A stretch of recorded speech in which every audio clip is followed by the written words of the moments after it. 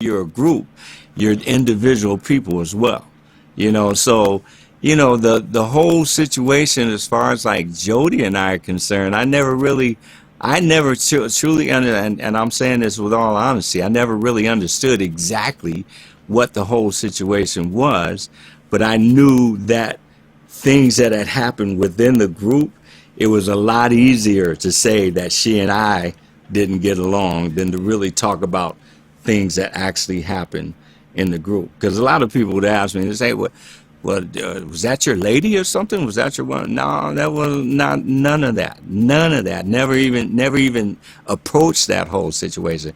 Because at first, in the beginning of the whole situation, that was Jeffrey's woman. From Soul Train to the beginning, that was Jeffrey. Jeffrey and Jody were the item.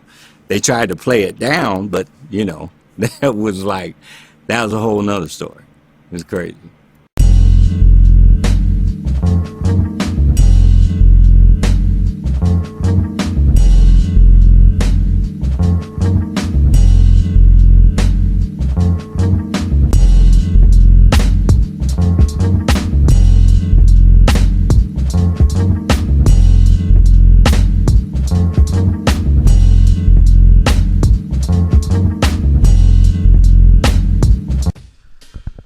Let me tell y'all something.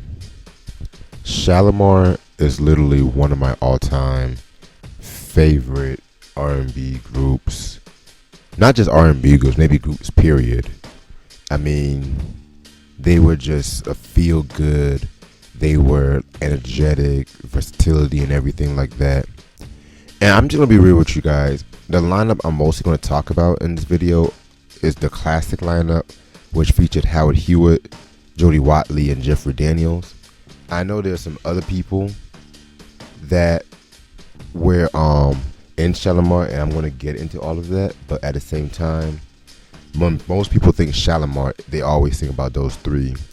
And the thing about the group Shalamar was that the chemistry between Jody, Jeffrey, and Howard was just so unique and whatnot. They gave us classic after classic. I mean, Second Time Around, This Is For The Lover in You, Night to Remember, you know what I'm saying, Take That to the Bank,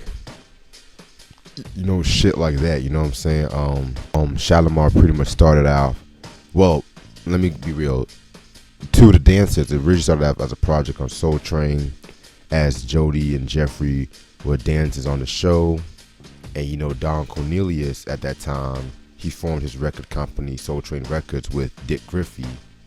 And pretty much he picked Jody and Wally off the dance floor and shit like that. And the rest is history, Yeah, man. But, despite the feel-good nature of their music, there was a lot of controversy behind the scenes. And, a lot of internal turmoil that happened when it came to the group itself. And it's crazy too, because a lot of this is kind of still going on today, because the reason why I'm really, it's kind of funny because I've been wanting to do this video for the longest. This has been one of my all-time episodes I've always wanted to do when it came to why the beef and stuff. And so while I was planning this, Howard Hewitt recently had his DJ Vlad interview, and then he recently posted an apology letter to Jody Watley. So it's just okay, so all of this is timed perfectly, so why not just talk about it now?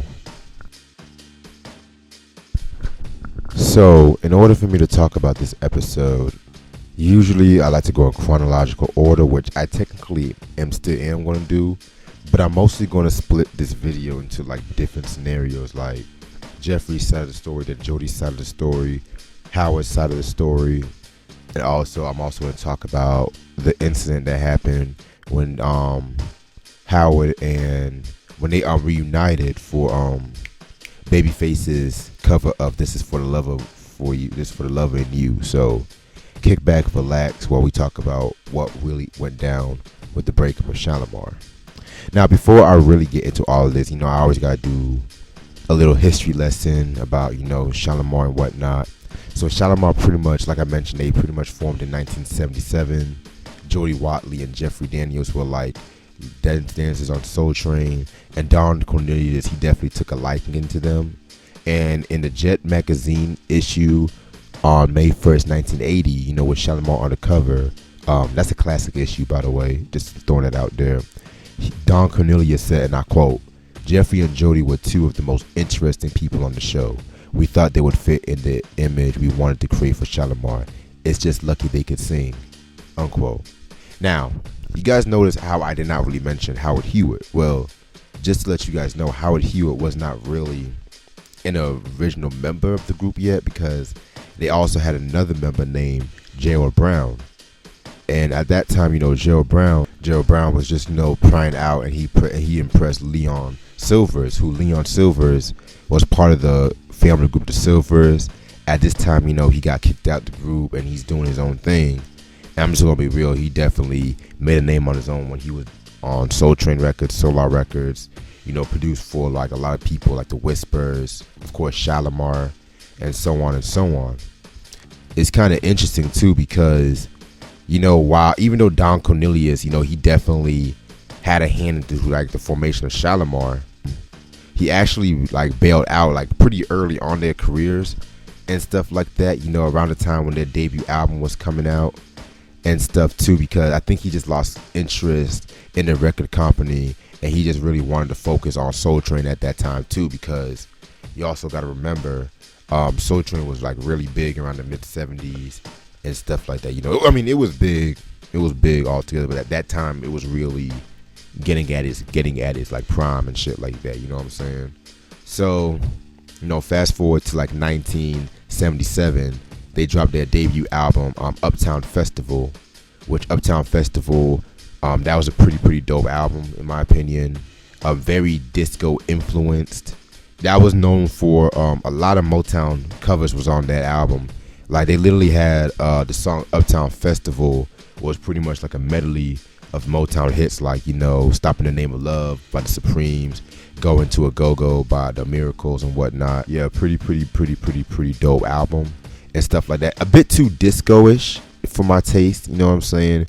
It was a bit too disco-ish, but at the same time, it was pretty solid. They were trying to find their sound and whatnot. And then, like I mentioned before, Don Cornelius, he had left, and so, Dick Griffey pretty much, took over. And this is when Soul Train Records became the now legendary Solar Records. And that's when they quickly followed up their debut album with the sophomore album, Disco Gardens. And to me, this is where they really found their signature sound. Yeah, man, very dope album in my personal opinion and shit like that. This was known for songs such as Take That to the Bank, love that track, Leave It All Up to Love. This was a very dope album. Oh, I forgot to mention Uptown Festival. It didn't really make that much of, it made an impact in the charts. It peaked at number 22 on the US R&B charts, and then number 48 on the Billboard albums charts. Whereas Disco Gardens, it pretty much was less successful, surprisingly, because I've always felt like this was a better album. But hey, it peaked at number 171 on the Billboard 200 and number 52 on the R&B charts and stuff like that. But this album was really known for songs like Take That to the Bank.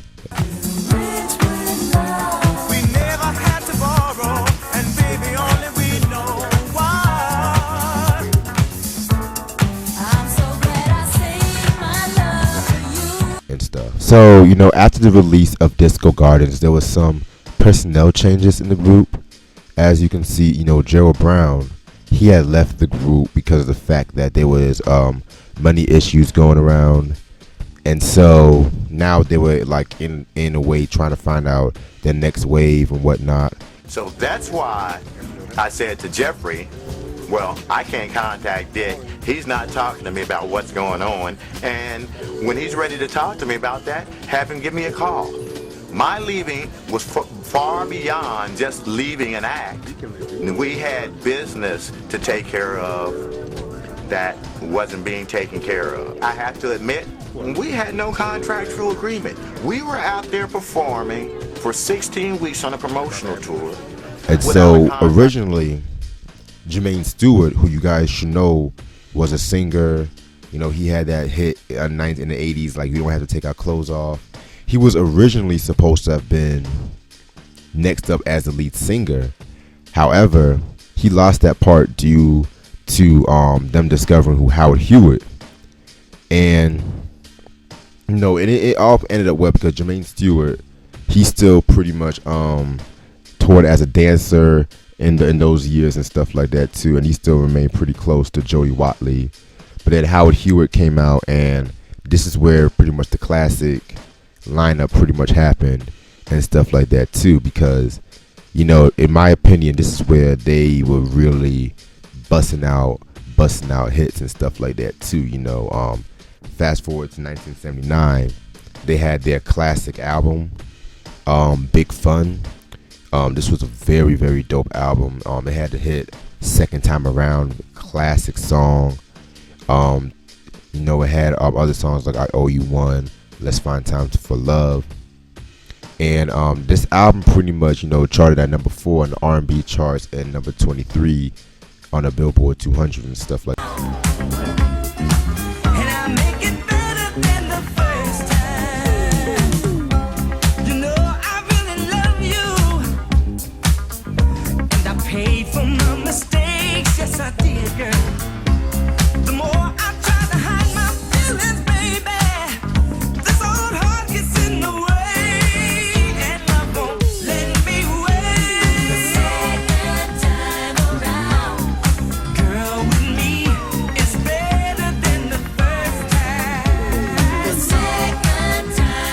And 1 year later, they came out with the 3 for Love album, which to me, their best album, period. This was known for songs like This Is For The Lover in You. This is known for Full of Fire. This is when they really went R&B. Like each album, they were very transitioning with the times and stuff like that. The earlier albums was more disco. The period for Big Fun to Go For It, that was most of the R&B period. Then you have Friends and The Look, that was mostly like for like the new wave kind of ordeal and stuff like that, which I'm gonna get into that in a minute and shit too. But yeah, 3 for Love, this is a classic album. Then girl, I could write a book on how you're making me feel. And Howard soon put those soulful chops on display with a ballad co-written with Leon Silvers called This Is For The Lover in You. There was some songs by Teddy Pendergrass that I was referencing. I was feeling that style when I wrote it.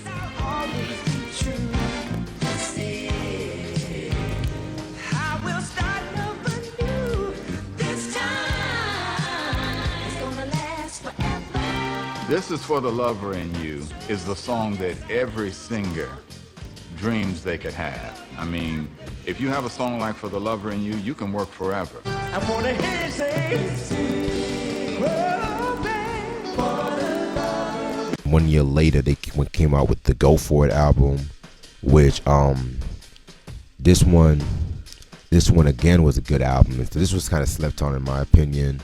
Songs like Rocker, Go For It, and stuff like that. A lot of songs Jeffrey Daniel wrote on this one. It definitely peaked at number 18 on the R&B charts and 115 on the Billboard charts. But it don't mean a thing without the honey. You know what I mean? 'Cause your kisses like the taste of age. 1982, they came out with the Friends album, which again, this was another dope album. This was again, one of their most successful, to say the least. In my opinion, Friends was also the album where it got them their love in the United Kingdom and stuff more and stuff too. So, and I'm gonna get more into that later on. And so this was the album with songs like A Night to Remember, On Top of the World, Friends, I Can Make You Feel Good, you know what I'm saying? Like, this is a very dope album. I love it. Then 1 year later, 1983, they dropped the last album from the classic era of Shalamar called The Look, which I'm not even gonna hold you guys. This might be my least favorite from the classic era, but it's not a bad album. They were definitely that it had like that Thriller era, like the whole like, you know, dance poppy kind of ordeal and shit like that. And then they were definitely on that new wave shit with this album. But I mean, if you like that kind of music, this is the perfect album for you. But when it comes to Shalamar, as much as I love that the classic era, my favorite years was like 1979 to 1982, which was the Big Fun all the way up to the Friends era and stuff too. So that middle era is probably my favorite era when it comes to Shalamar.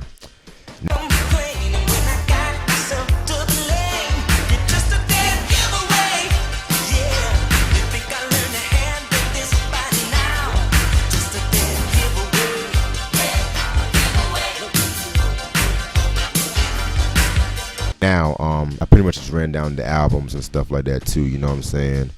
And that I'm just got the career out the way. Now it's just time to get to just like the inner turmoil and stuff like that too. So what I'm going to do with this one is that fact that I'm definitely going to talk about like each of the classic era, classic members and stuff like that, like what they said about the breakup and how they took shit, you know what I'm saying? So let's start with Jeffrey Daniels and stuff too.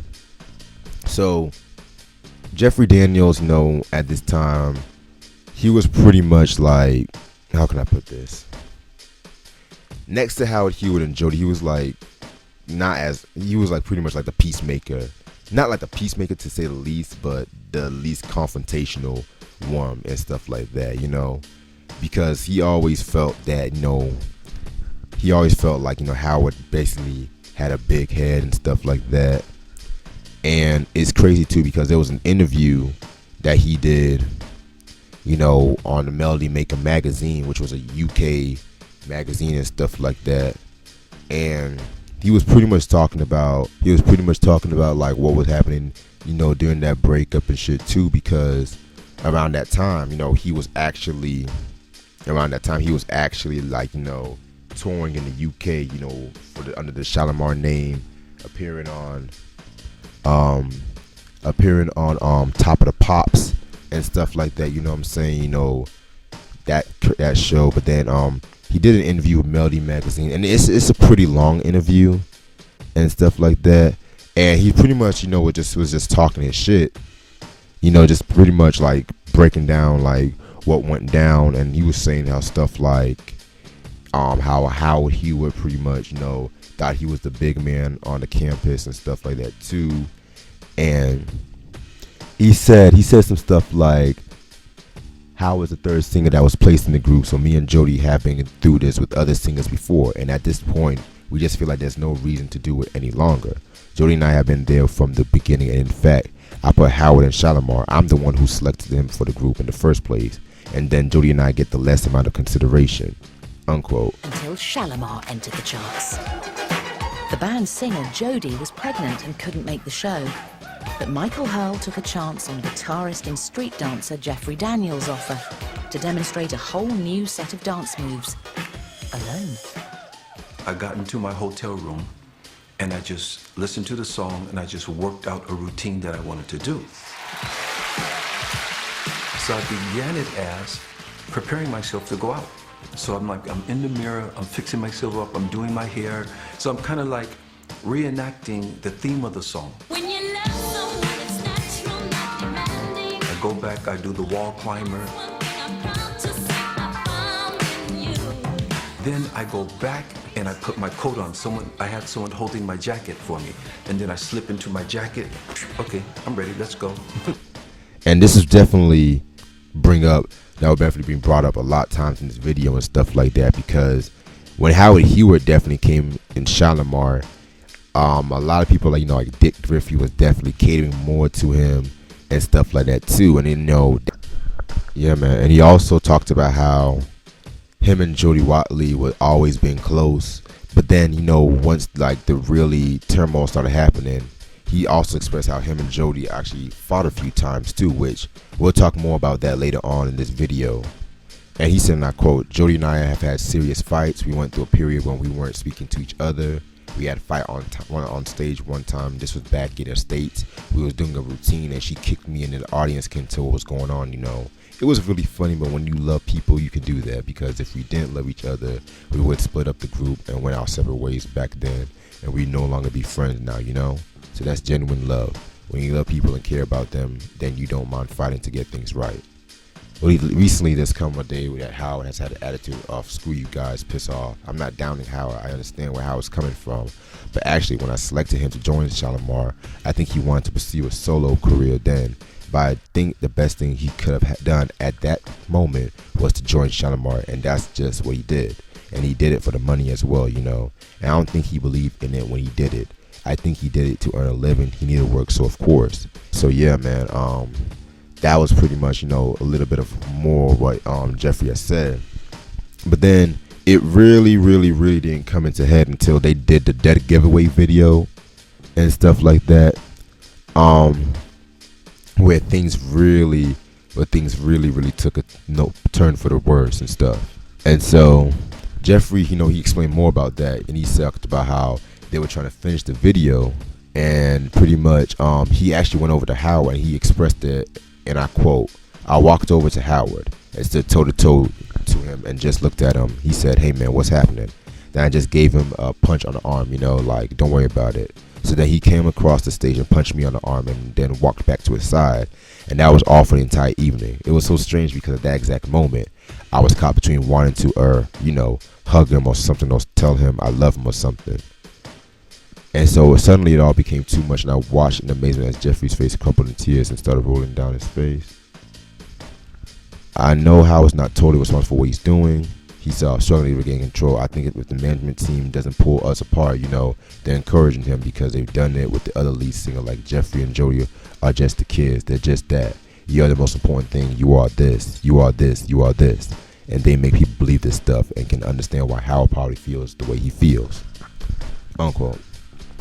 So yeah, there was like a lot of turmoil and everything like that when it came to that video, and now it was at that moment that really Shalamar kind of broke up, because if you remember that they also had this song on Soul Train, but see, Howard Hewitt was the only original member from that classic lineup that was on that performance and stuff too. So it was pretty weird and stuff like that too. So yeah, man, it's just crazy and stuff too, because it's just like, when it comes to Jeffrey, he probably felt that, who was this guy coming up here thinking he's all that and everything and stuff too. So that's pretty much how Jeffrey took it when it came to, the whole Shalamar breakup.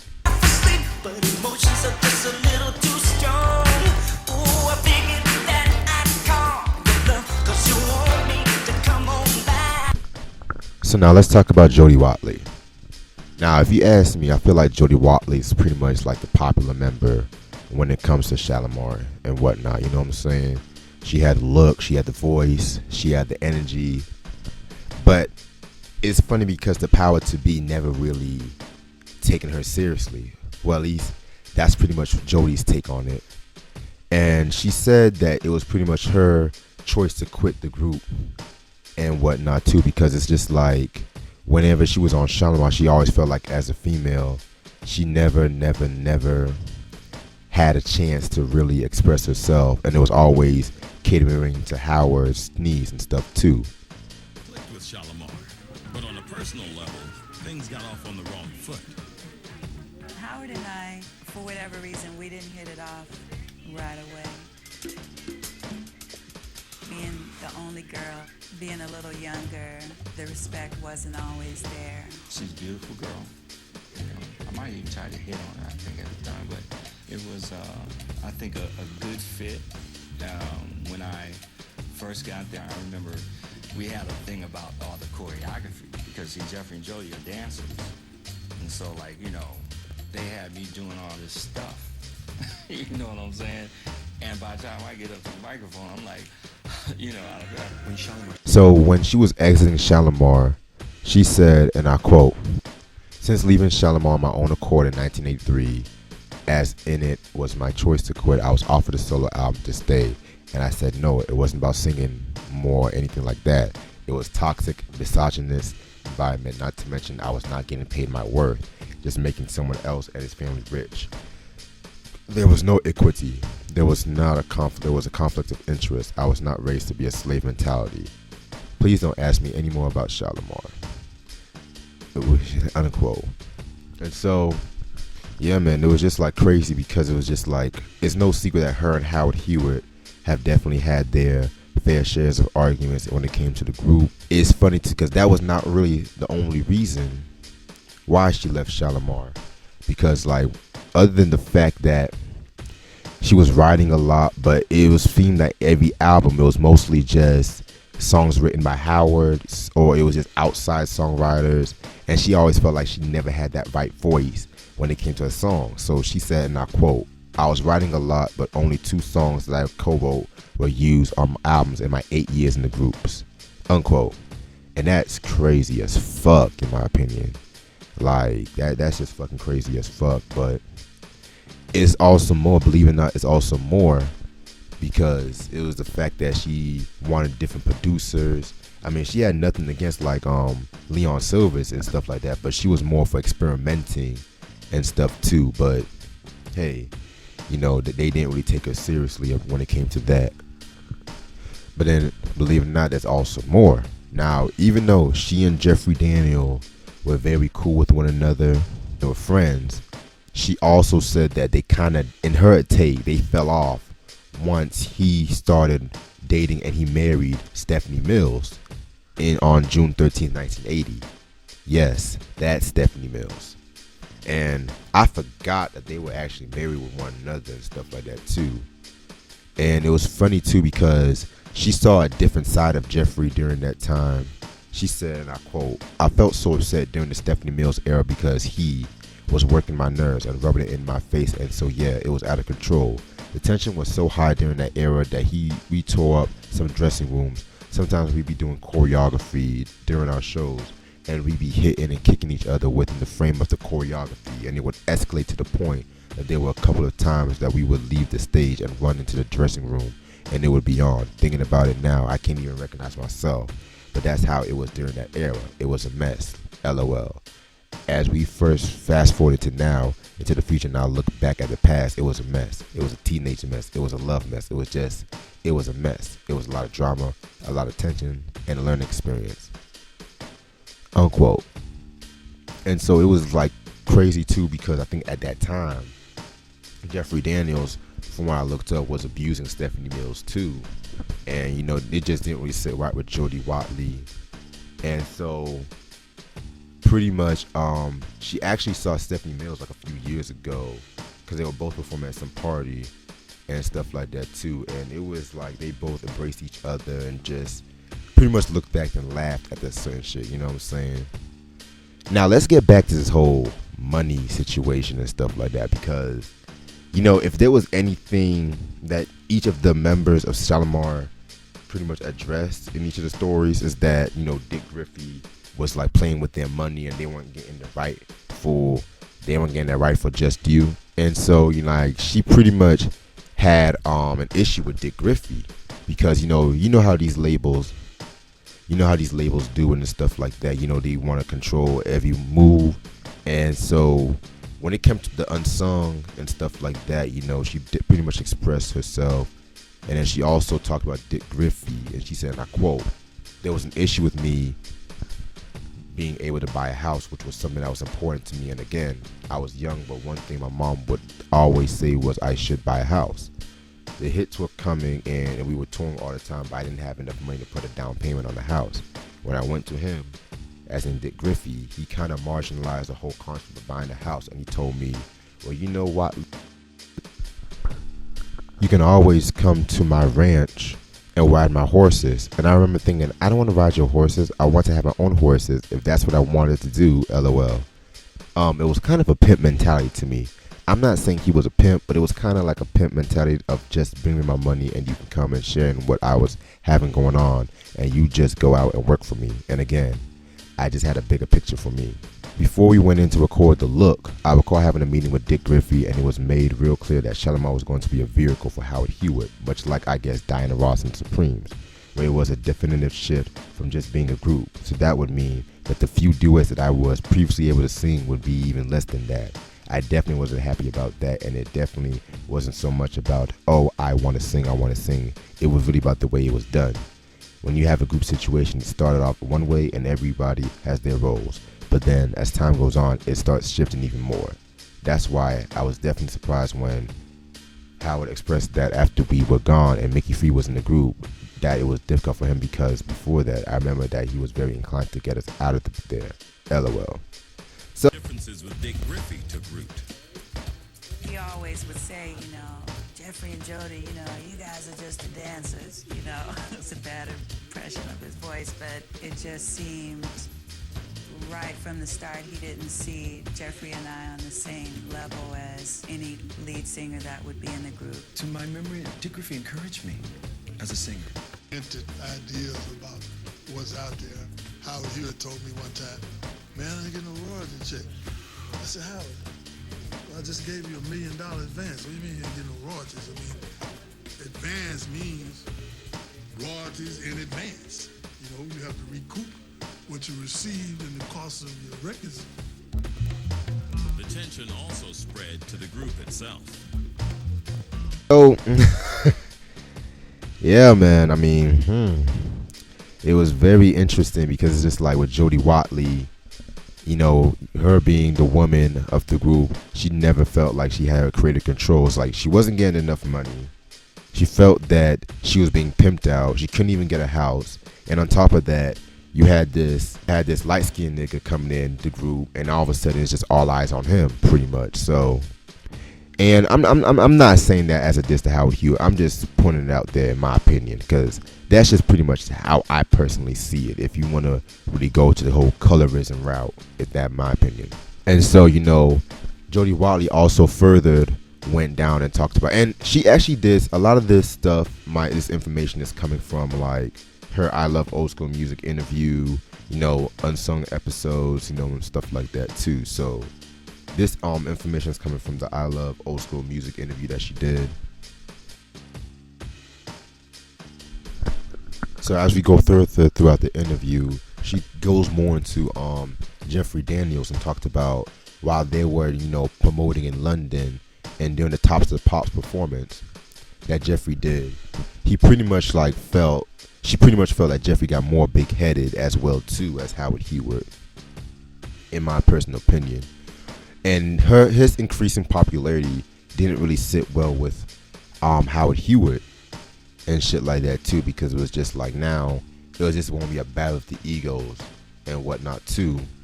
And so when the UK media, they will always want to do stories on Shalamar, it was like Jeffrey Daniels' face that was all throughout the interviews and the magazine and stuff like that too. And so Jeffrey Daniels didn't want to come back to America, and according to Jody Watley and stuff like that too.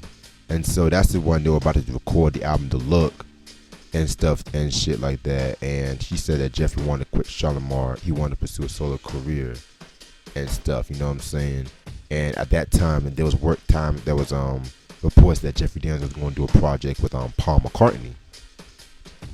And Jody Watley talked about the Look album, talked about how she sang on everything except for 2 songs, which was You Can Count on Me, and that was a song originally given to her to sing and stuff like that, you know what I'm saying? But yeah, man, it was really given to her. And she said about that, and I quote, "I was told by Leon Silvers and Dick Griffey that they did decide that they wanted Howard to sing it instead, and so naturally I didn't like it. My panties were all in a bunch about it, and of course Howard did a superb job in everything. But the point was that it was another situation where the way that it was done to me and the way that everything was mandated before by Discography go into the look, which was that the group was going to be a vehicle for Howard, you know, that all played to it. So I didn't show up. I was supposed to do the harmonies. We were in London to film the video, their giveaway. And what ended up happening for me to quit that day was the morning of the video shoot. Jeffrey was already living in London, so he was going to get himself in the video shoot. So it was just Howard and myself at the hotel. Howard had turned star, quote unquote star. It was over a limo situation. I had a car that was supposed to take me. Howard had his car. So when I had come down from the hotel room, Howard had sent the car was designated for me to go and pick someone else that he had coming in from the airport. Naturally, I didn't like it because it was kind of like catch a cab because he didn't want me to ride with them to the video shoot. So I remember saying, well, go to the video by your blank self. And then when things just started to escalate, we were going nose to nose and he called me the B word. And that's when I said, this is the last time you're going to call me that. Jesus. He threatened to kick my blankety blank. And just to let y'all know, that's what it's actually saying on the quote. The whole blankety blank shit. Just to let y'all know. So I quit, and it was the 4th of July, ironically, and I was like, I'm declaring my independence. Then all hell broke loose. I went back to my room, wouldn't come back down. Discography was on the phone threatening to sue me for breach of contract if I didn't shoot the video, and so I went, unquote. Jesus Christ. Whew. Man, I don't even know what to say about that. I don't even know what to fucking say about that, you know what I'm saying? I mean, it's just wow. It's like Jesus, I don't even know what to say. But anyway, so over the years, you know what I'm saying, let's fast forward to 1987. You know what I'm saying, this was around the time when Jody Watley did her solo thing, and then that's when she dropped the classic legendary self-titled debut album. Oh my fucking god, this shit that came out in February 23rd, 87 slapped, in my opinion. Very dope album. I mean, when it comes to like commercial, it peaked at number 10 on the Billboard 200, and it peaked at number 1 on the R&B hip hop albums charts and shit. It was known for singles like "Looking for a New Love." That was a big song back in '87. Love that beat. I didn't even know that Andre Simone produced that track for her. I didn't even know that shit. That's crazy and stuff too. So still a thrill. You know, it had that duet with George Michael, "Learn to Say No." Very, very dope song and stuff. Yeah, man. You know, this whole fucking album was very dope, and it.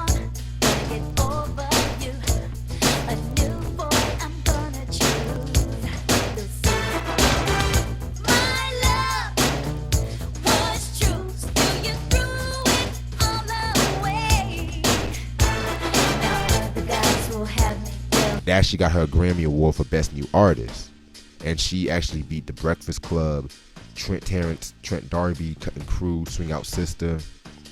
Yeah, man. So at that time, she was really on top of the world at that time and shit. You know what I'm saying? And so she did an interview with the LA Times on May 3rd, and she talked about, you know, her career goals and how it was nice that she was, you know, finally having her creative control over her music. And she said about how at that time she was still friendly with Jeffrey Daniel, because at that time both her and Jeffrey was in Europe, but she never really vibed again with Howard Heward for many years and stuff. And she said, and I quote, "I've run into him a couple of times since the group split up. It's how are you? Then I'm keep on going. I really have nothing to say to him," unquote. And so it was just like she needed a new breath of fresh air, so that's why she moved to Europe. You know, got introduced to whole different European cultures and stuff like that too. So, yeah. And the winner is Jody Watley.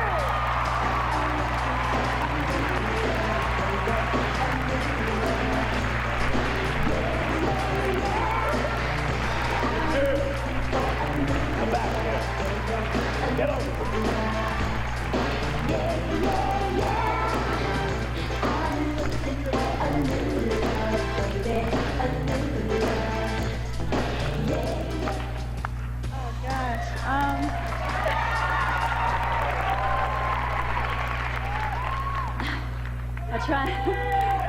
try not to cry, but I'd like to thank MCA Records, everybody at MCA, my manager, Bennett Freed. You're a group, you're individual people as well, so the whole situation as far as like Jody and I are concerned, I never truly and I'm saying this with all honesty, I never really understood exactly what the whole situation was, but I knew that things that had happened within the group, it was a lot easier to say that she and I didn't get along than to really talk about things that actually happened in the group. Because a lot of people would ask me, they say, was that your lady or something? Was that your one? No, that was not, none of that. Never even approached that whole situation. Because at first, in the beginning of the whole situation, that was Jeffrey's woman. From Soul Train to the beginning, that was Jeffrey. Jeffrey and Jody were the item. They tried to play it down, but that was a whole nother story. It was crazy. Now let's talk about Howard Hewitt. Now, when it comes to Howard Hewitt, he still stayed on Shalamar after Jeffrey and Jody left, and it was actually around this time too that Shalamar was beginning to look a little different. Let's get this over with. Okay, so pretty much this is what I call Shalamar 2.0. I don't how I like to call Van Hagar, the Sammy Hagar era, Van Hagar and stuff like that, you know what I'm saying?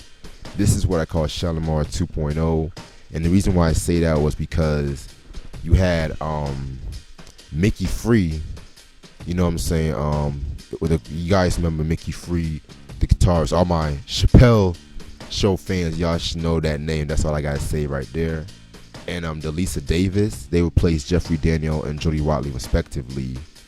And it was around this time that they fully embraced the whole new wave culture and stuff like that, you know what I'm saying? So fast forward to 1984, they came out with a song called Dancing in the Sheets, which was supposed to have been on the Footloose soundtrack.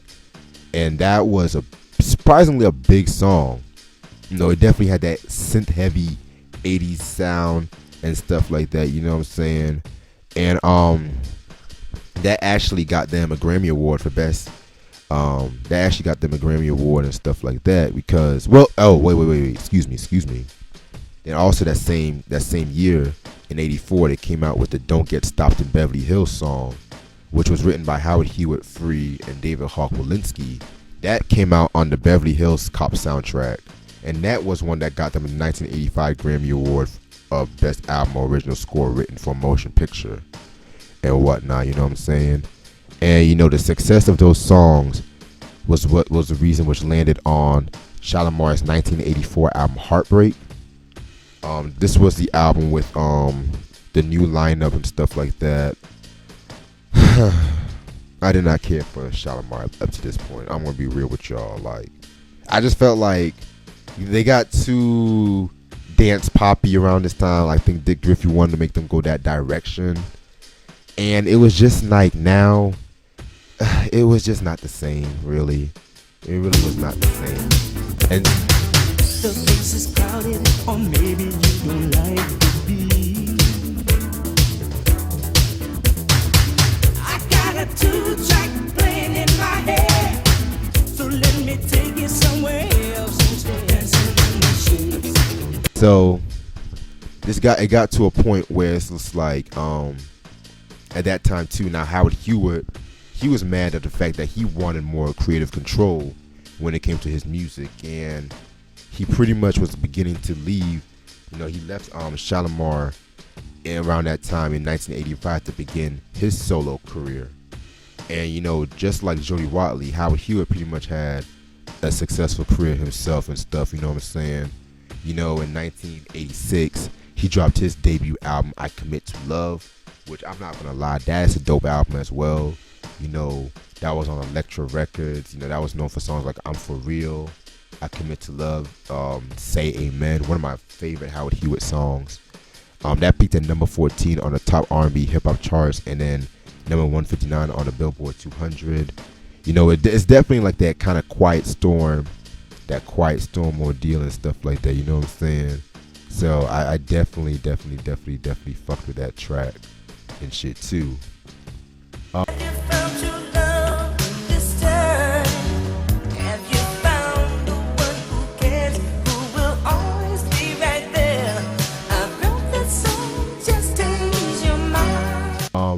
But it's crazy too because his solo career would not have gone the way it went out because a year before, in 1985, before he actually got his deal with Elektra Records, he was actually arrested and indicted in Miami and stuff like that with his fiance Maureen Molina because of possession of cocaine and stuff like that. You know what I'm saying?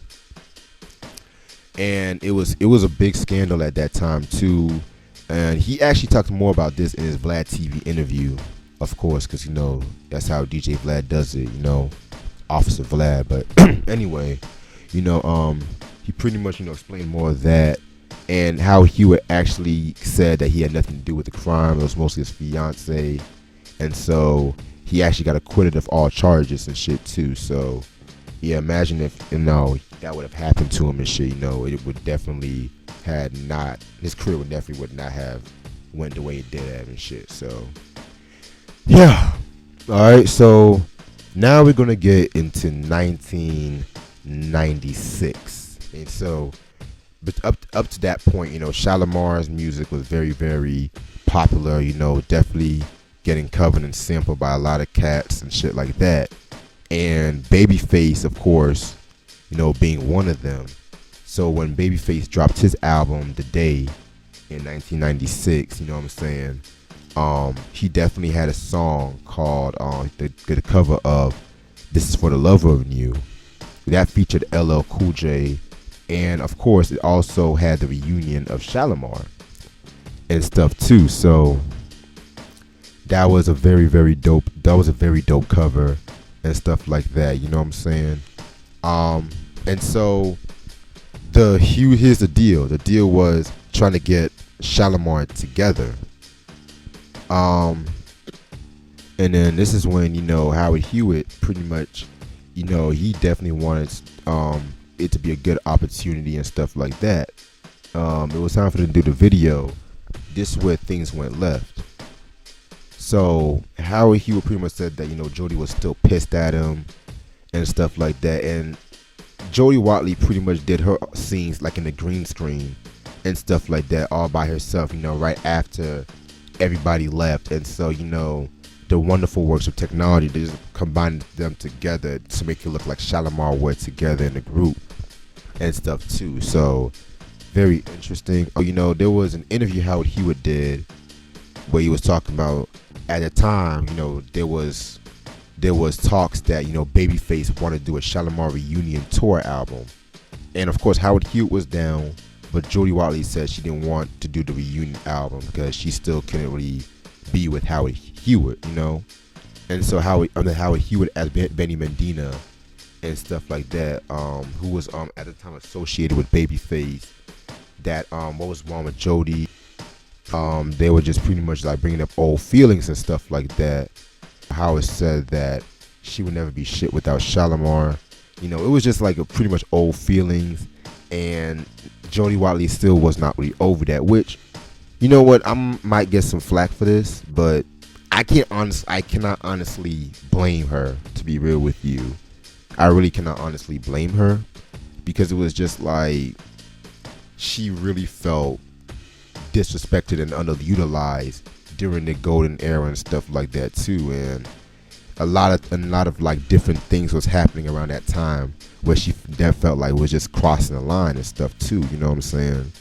And it was just like with the fact that she felt like she was at a place at a time when she was more happier, and she was like more happy, and she was more in control of her mental health, because, and that's the one thing that people need to really realize sometimes, like, mental health is a very, very, very serious thing, especially when it comes to black community. And certain times, you know, when motherfuckers like don't want to like relive certain moments in their life, as fans, I think we should understand that the musicians are artists and human beings as well too. So that's kind of like the way I see it. You know what I'm saying? So yeah. So these days, you know,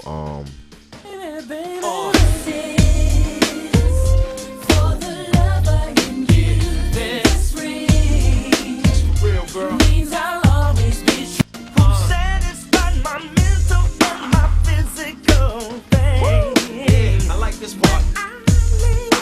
Down to sleep, I rest assured with the thought that you're right. when it comes to Shalamar, when it comes to the group Shalamar and stuff like that, you know, they definitely have like their own split. You know, there's like times when Howard Hewitt and Jeffrey Daniels will play Shalamar and stuff, their own version of Shalamar. And then there'll be other times like Jody Watley will definitely have her own version of Shalamar. So it's definitely one of those situations and stuff too. And so when it came to also that and stuff too, it was just the fact that been plenty of, you know, times when they really were trying to get back together, but it really didn't really end up the way it did, unfortunately. You know what I'm saying? As for Shalamar 2.0, they pretty much, after the Heartbreak album, they dropped 2 more albums, Circumstantial Evidence in 1987, which ironically that had some production by Babyface, and 1990 with the Wake Up album and stuff too, which both of those albums really didn't really go anywhere, because at that time they were really trying to like go back to the R&B route, especially with the whole popularity of Jack Swing at that time too. You know what I'm saying? So yeah, man. What else can I say about Shalamar? You know, well, despite, you know, what was really going on with the group and stuff like that, they left us with a lot of very good music, a lot of feel-good music and shit too. Which version of Shalamar you can actually catch, you know, it still would not capture what the classic trio Howard Hewitt, Jody Watley, and Jeffrey Daniels did. You know what I'm saying? And you know, with, you know, Howard Hewitt posting his apology to Jody Watley, maybe you may never know what might happen in the future. Like maybe Shalamar might get back together, maybe Shalamar might not get back together, you know. But at the same time, whatever happens, and let's just respect the fact that they left us a wonderful legacy and shit too. So yeah, man, that's a very, very, very, very, very interesting story. Thank you guys so much for watching this episode, The Breakup of Shalamar. Thank y'all so much. Make sure y'all subscribe and like this video if y'all want some more episodes of Why the Beef, reviews, and any of that good shit. Hope you guys have a good night. Peace.